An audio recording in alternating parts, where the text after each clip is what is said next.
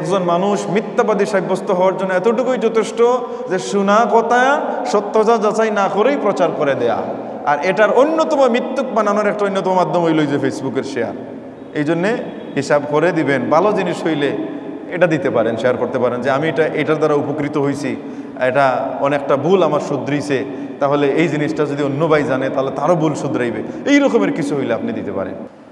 আরেক দল মানুষ জমিনের মধ্যে ত্রাস সৃষ্টি করে, গজব রটনা করে, মিথ্যা গজব রটনা করে।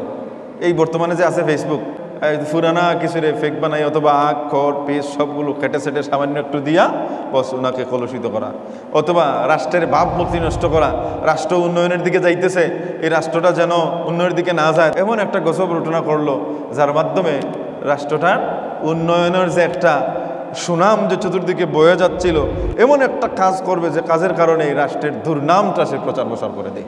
আর দুর্নামটা সুনামের চাইতে সহজে সেটা রটে মুখে মুখে।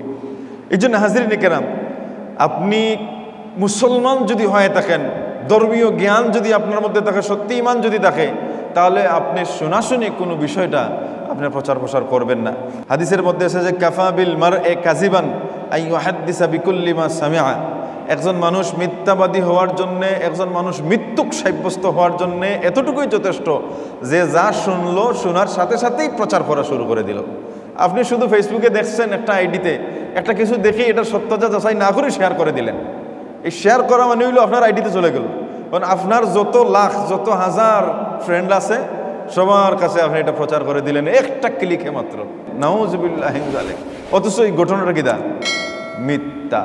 এই জন্য সত্য মিথ্যা যাচাই না করে আপনি সেটা প্রচার করবেন না।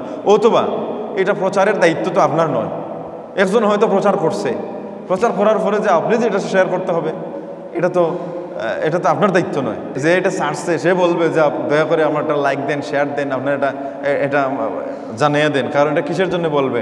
সে এটা যদি শেয়ার হয়, বেশি ভিউ হয়, তার পেজের মধ্যে গিয়ে টাকা জমবে, সে তার ওই দিকে ফায়দার জন্য আপনাকে অনুরোধ করতেছে।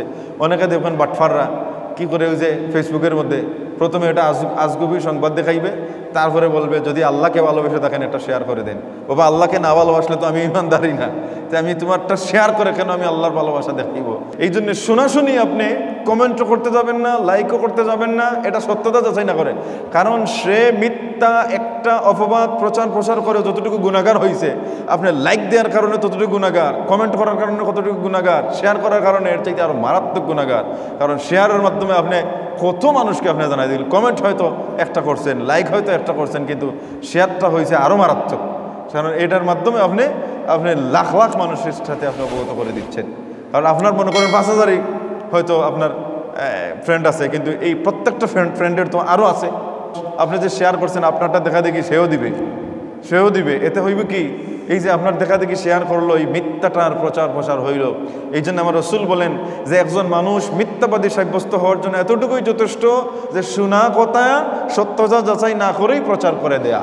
আর এটার অন্যতম মিথ্যুক বানানোর একটা অন্যতম মাধ্যম হইল যে ফেসবুকের শেয়ার। এই জন্যে হিসাব করে দিবেন, ভালো জিনিস হইলে এটা দিতে পারেন, শেয়ার করতে পারেন যে আমি এটার দ্বারা উপকৃত হয়েছি, এটা অনেকটা ভুল আমার শুধরিছে, তাহলে এই জিনিসটা যদি অন্য ভাই জানে তাহলে তারও ভুল শুধরাইবে, এই রকমের কিছু হইলে আপনি দিতে পারেন। কারণ আল্লাহ কোরআনে পাকে বলেছেন ওয়ালা তাকফু মা লাইসা লাকা বিহি ইলম, যে বিষয়ে তোমার জ্ঞান নাই, যে বিষয় সম্পর্কে সত্যতা তোমার যাচাই নাই, জানা নাই, সেই বিষয়ের পিছনে তুমি লেগে যাও না। এটা কোনো ইমানদারের কাজ নয়। ইসলাম এটা আমার শিক্ষা দিছে।